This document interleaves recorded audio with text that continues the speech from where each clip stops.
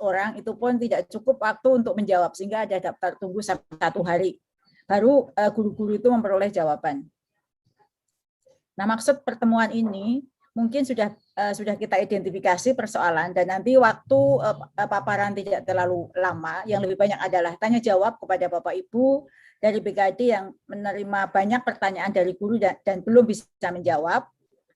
Juga mungkin nanti akan dipaparkan langkah praktisnya seperti apa demonya, sehingga ketika ada pertanyaan dari guru-guru, kalau saya sudah mengeklik ini lanjutnya ini kenapa tidak keluar, ini tidak bisa itu, Bapak Ibu dari BKD bisa menjawab langsung.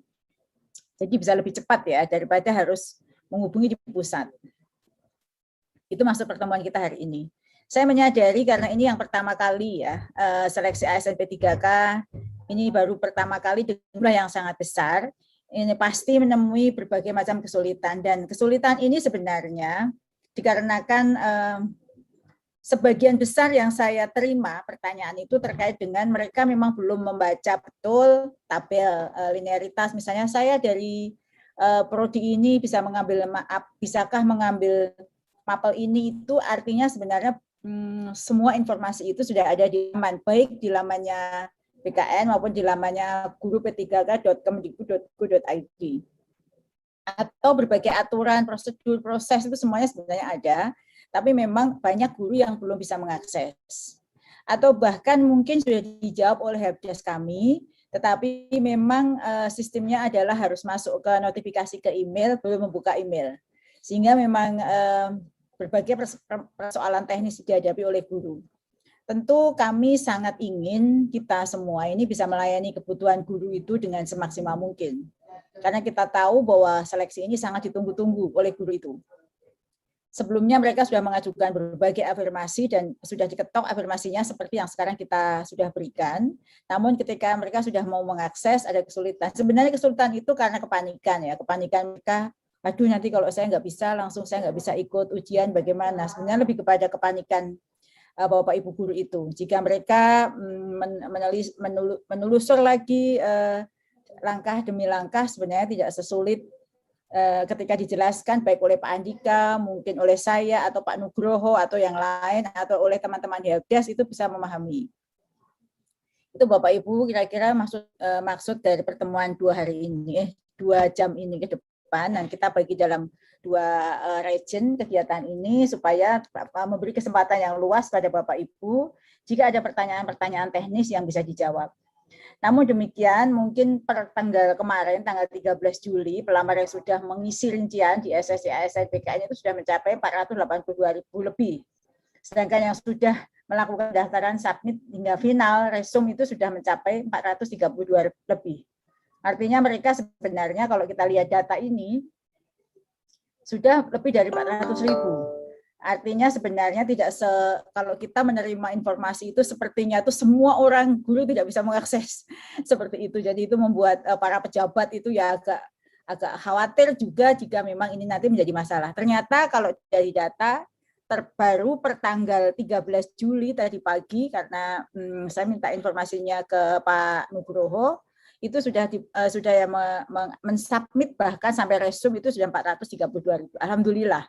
Artinya dalam 1 minggu ini sudah mencapai angka yang sedemikian besar. Namun memang tidak ada salahnya kita lakukan evaluasi sehingga guru-guru memperoleh pelayanan terbaik dari kita semua. Demikian Bapak Ibu yang saya hormati, maksud dan tujuan kegiatan hari ini. Jangan sungkan waktu yang seluas-luasnya kita berikan kepada Bapak Ibu dari tamu yang kita undang untuk mengajukan pertanyaan. Nanti yang diatur oleh moderator bagaimana sistem tanya jawabnya. Demikian dengan mengharap ridho dari Allah Subhanahu wa taala, semoga Bapak Ibu kegiatan pada hari ini membawakan manfaat dan berakhir Bapak Ibu bisa menjawab dengan tuntas semua pertanyaan dari guru-guru di daerah Bapak Ibu masing-masing.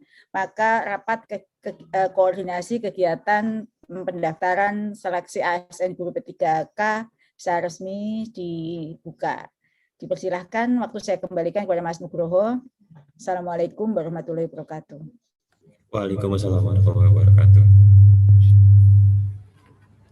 Ya, terima kasih Bu Ses untuk pembukaan dan pengarahannya. Tanpa menunggu waktu lebih lama lagi, kita langsung lanjut ke pemaparan dari Dikbud oleh Bapak Andika Ganendra. Kepadanya dipersilahkan. Baik, Pak Nugroho. Saya dapat waktu berapa menit, Pak?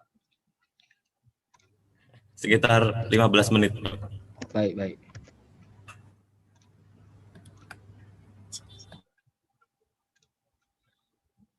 Ya, baik Bapak Ibu. Ini paparan singkat saja. Nanti akan kita lebih lanjutkan di tanya jawab. Jadi dua hal. Pertama mengenai pendaftaran dan login. Ini yang akan kami underline adalah permasalahan-permasalahan yang banyak kami temui saat ini saja. Untuk pertama pendaftaran. Jadi pertama kali kita mau membuat akun itu pasti akan muncul seperti ini. Nah, sudah kami ingatkan kemarin dari 2020 ya pada waktu rakor bahwa pastikan NIK di Dapodik itu setara dengan Dukcapil. Nah, ada dua permasalahan nanti di sini. Yang di Dapodik salah entry atau Dukcapilnya yang perlu diperbaiki. Ya, dua hal, Dapodiknya yang perlu diperbaiki karena salah entry atau Dukcapilnya yang perlu diperbaiki. Nah, apabila di Dukcapil yang perlu diperbaiki, di sini ada pesan untuk menghubungi halo Dukcapil sekian 15.537. Oke, selesai. Semua entrian ini selanjutnya dapat di-entry sesuai dengan perintah dalam aplikasi. Itu satu. Terus yang kedua, untuk pelengkapan data ini isi sesuai dengan apa yang diminta. Lalu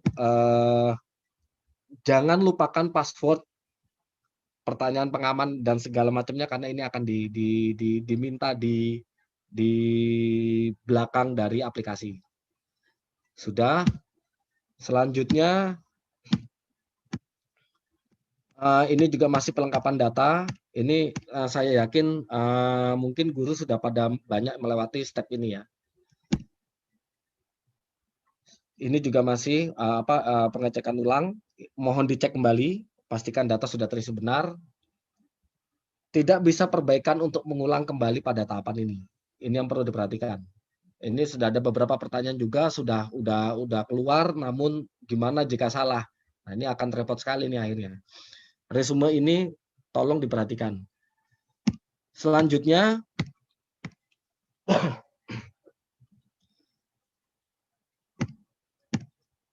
ini nggak masuk. Selanjutnya kita masuk ke login untuk pendaftaran. Nah, muncul halaman seperti ini. Pertama yang perlu dipastikan adalah biodata. Nah, dalam hal pengisian biodata, alamat domisili segala macam sudah. Selanjutnya yang paling penting dipahami sini adalah apabila tadi yang pertama yang tadi saya bilang awal bahwa NIK tidak sinkron antara Dapodik dengan Dukcapil. Apabila dirasa NIK yang dipegang, NIK yang dipegang dengan Dapodik itu sudah sama, perlu perbaikan di Dukcapil.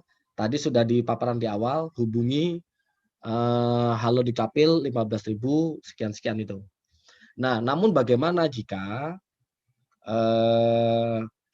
NIK yang di Dapodik itu salah entry? Nah, ini kita membuat telah membuat jalan pintas ya.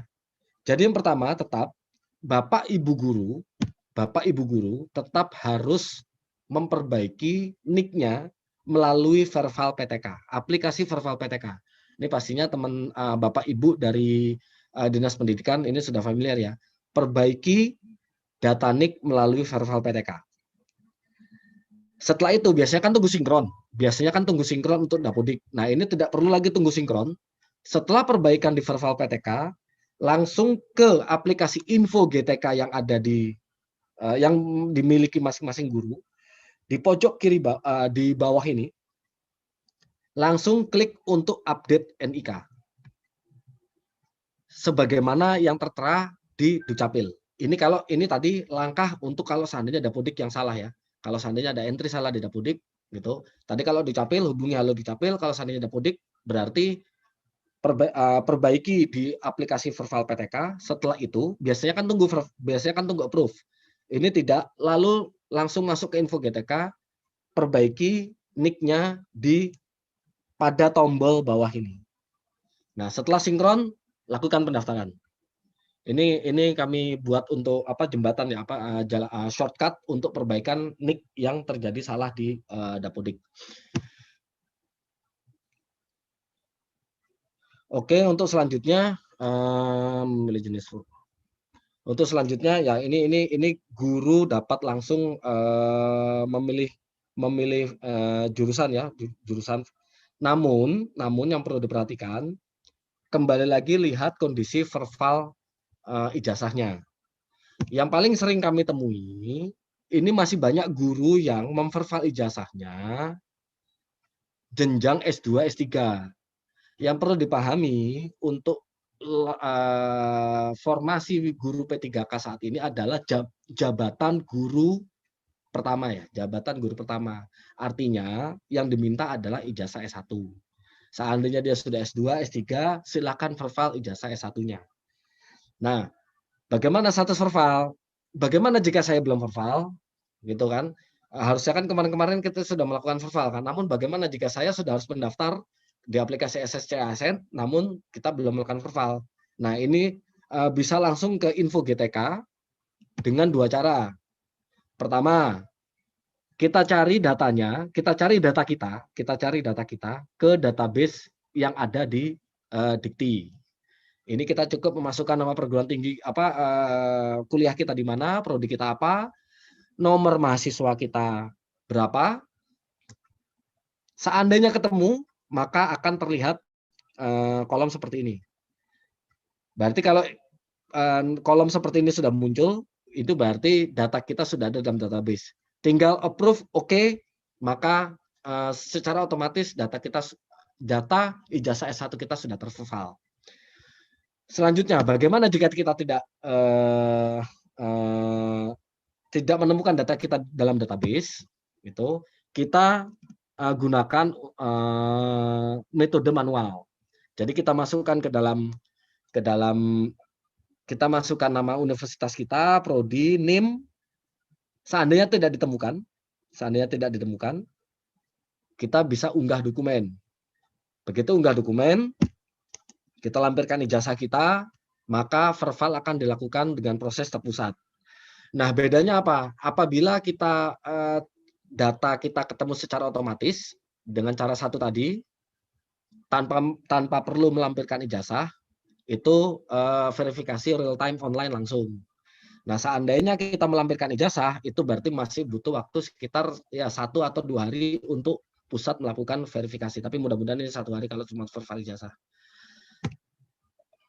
Oke. Untuk selanjutnya kita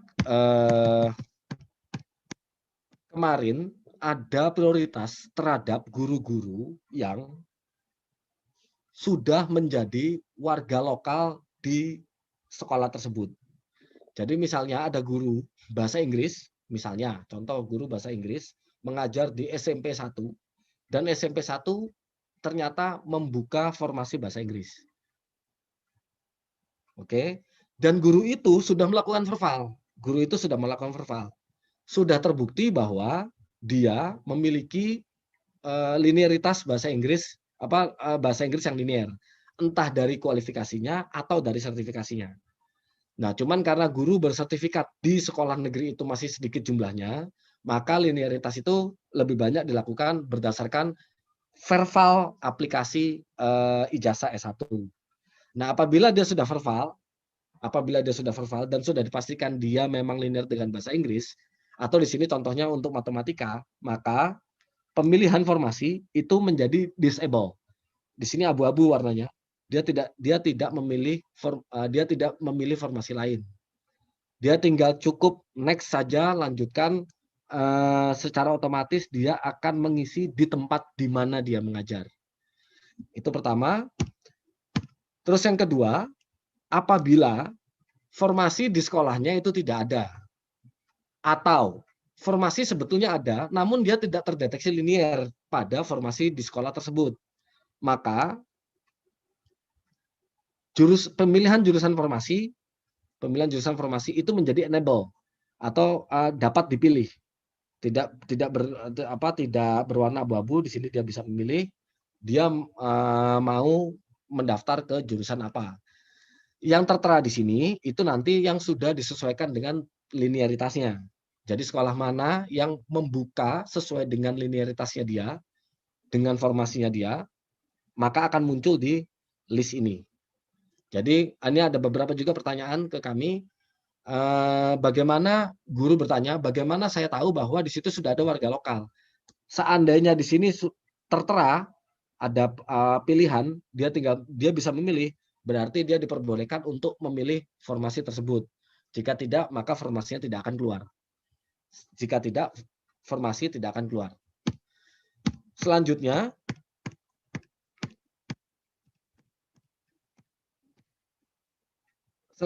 bagaimana dengan guru PPG yang prajabatan atau dengan yang swasta? Pemilihan formasi untuk tahap pertama itu belum dapat dibuka. Gambar seperti ini. Jadi dia belum dapat memilih formasi, namun tetap isi data IPK, nomor ijazah, tahun lulus, jenis perguruan tinggi, dan lain sebagainya, Selanjutnya ini format administrasi, dokumen apa saja yang harus diunggah. Tahap selanjutnya, terakhir resume. Yang perlu kami ingatkan, resume ini perlu cek list ulang, artinya Bapak Ibu guru itu sudah mengecek datanya sudah benar. Apabila sudah dicek, dia sudah melakukan checking per item dan sudah approve, maka resume tidak bisa diganti. Ini selanjutnya. Oke, mungkin itu dari saya. Sementara waktu kami kembalikan ke Pak Nugroho.